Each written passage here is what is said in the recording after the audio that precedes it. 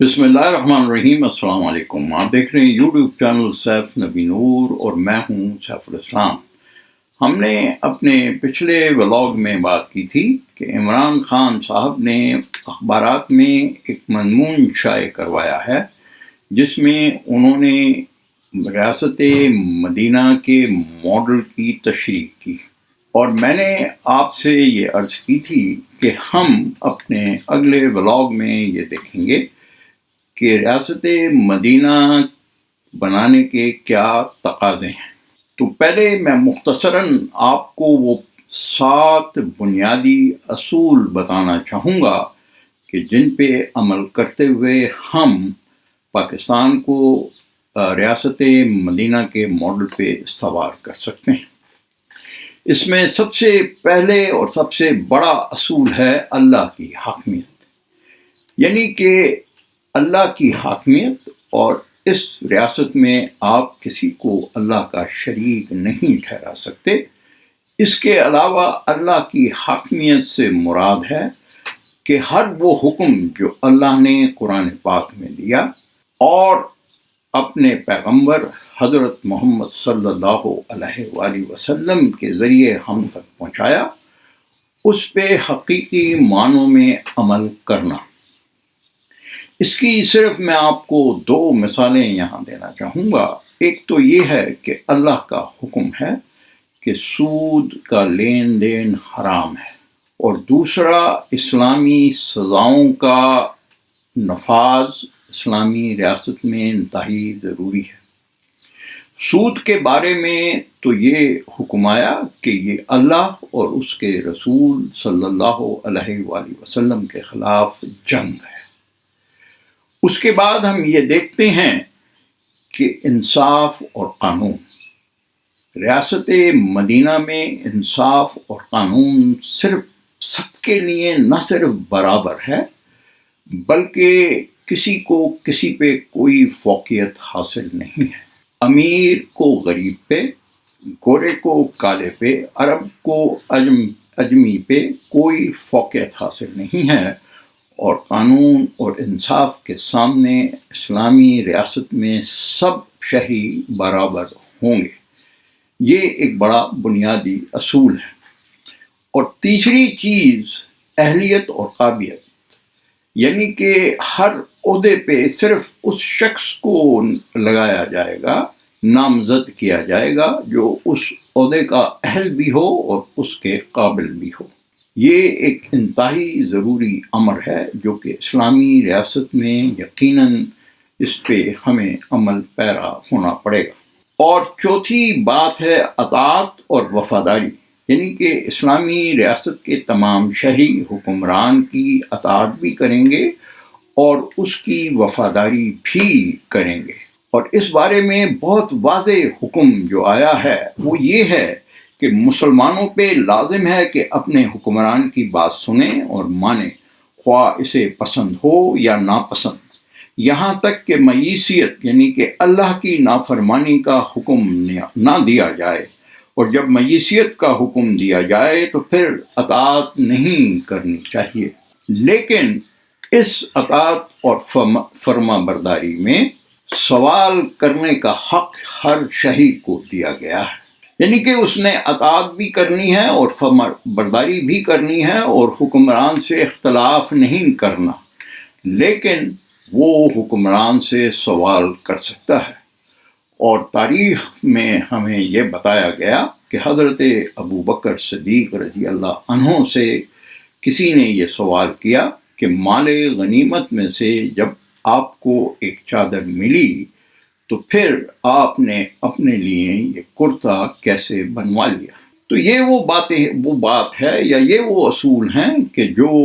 اس اطاعت اور فرما برداری میں یقیناً شامل ہیں۔ 5واں اصول ہے کہ اسلامی فلاحی ریاست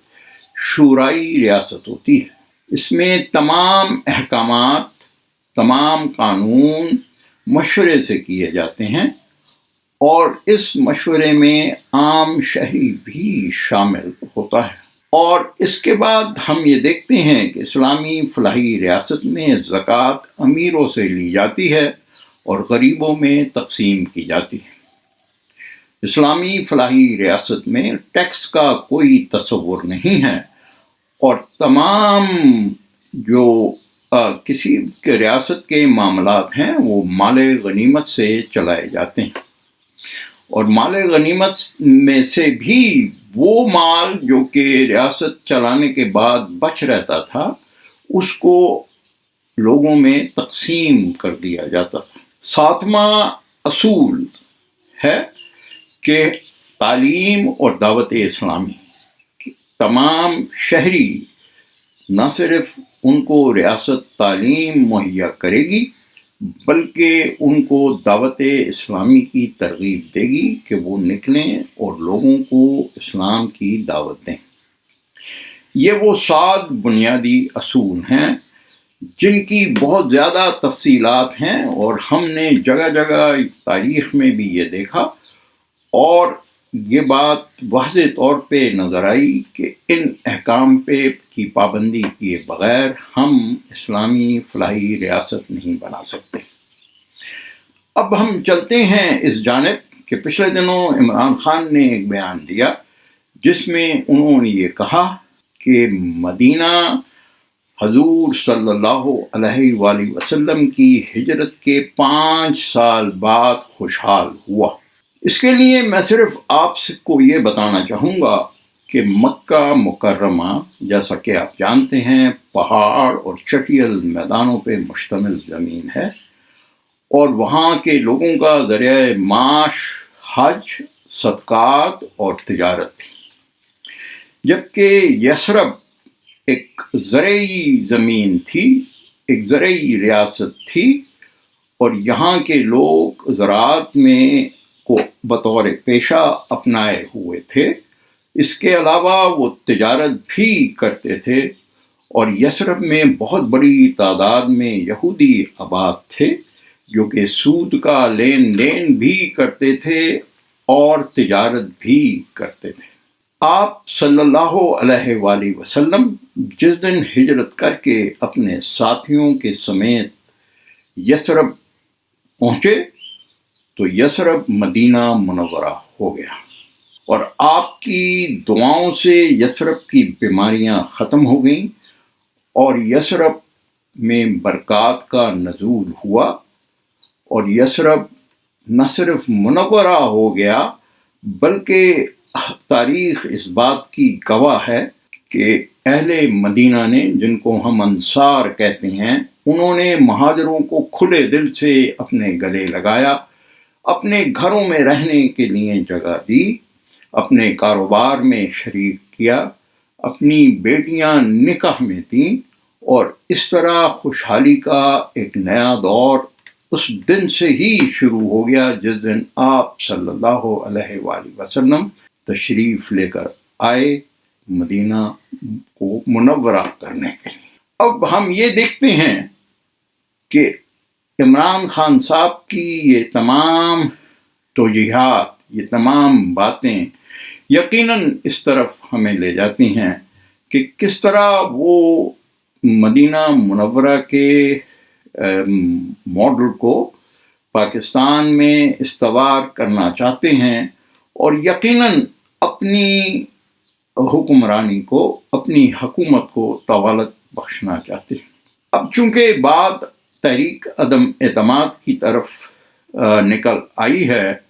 اور آپ نے دیکھا ہوگا کہ پچھلے دنوں وہ ریاست مدینہ سے نکل کر صدارتی نظام کی طرف آ گئے، اور ایک ٹی وی چینل ARY پہ اشتہارات بھی چلائے گئے جس میں صدارتی نظام کے جو فوائد تھے وہ بیان کیے گئے۔ ان کے کئی وزیروں نے صدارتی نظام کے بارے میں یہ کہا کہ یہ ایک بہت اچھا نظام ہے اور اس کو پاکستان میں یقیناً نافذ ہونا چاہیے۔ یہ تمام چیزیں دیکھتے ہوئے ہمیں یہ معلوم ہوگا کہ یہ باتیں محض اپنی حکومت کو یا اپنی حکمرانی کو طوالت دینے کے لیے کی جا رہی ہیں، اور اس طرح ہم نوجوان نسل کو نہ صرف کنفیوز کر رہے ہیں بلکہ ہم یہ دیکھ چکے ہیں کہ اسی ملک میں جنرل ضیاء الحق نے بھی اسلام نافذ کرنے کی کوشش کی، اور چونکہ وہ اس معاملے میں پرخلوص نہیں تھے اور نہ ہی اہل پاکستان اس وقت یا آج اس مرحلے سے گزر سکتے ہیں جہاں پہ انہیں نہ صرف اپنے کردار میں اور اپنے معاملات میں دین کو شامل کرنا ہوگا، بلکہ بنیادی طور پہ دین کو پریکٹیکلی وہ ثابت کریں گے کہ اسلام ایک ایسا مذہب ہے اور اسلام ہمیں وہ سکھاتا ہے کہ ہم نے اپنے معاملات کیسے اللہ کے حکم کے مطابق چلانے۔ بہرحال ہم یہ دیکھتے ہیں کہ اگر ہم تھوڑی دیر کے لیے یہ سوچیں کہ اپوزیشن کی تحریک عدم اعتماد ناکام ہو جاتی ہے، تو یہ میں آپ سے ایک دفعہ پھر عرض کرنا چاہوں گا کہ عمران خان ایک دفعہ پھر بڑے زور شور سے اسلامی فلاحی ریاست کی جانب آئیں گے، اور اس کے لیے وہ ایک صدارتی نظام کی نفاذ کا بھی مطالبہ بھی کریں گے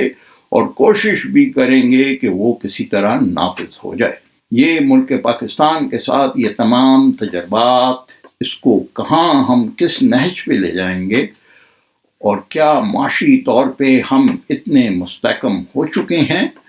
کہ ہم ان تجربات کے مراحل سے گزر پائیں گے یا نہیں۔ فی الوقت اتنا ہی، اللہ حافظ۔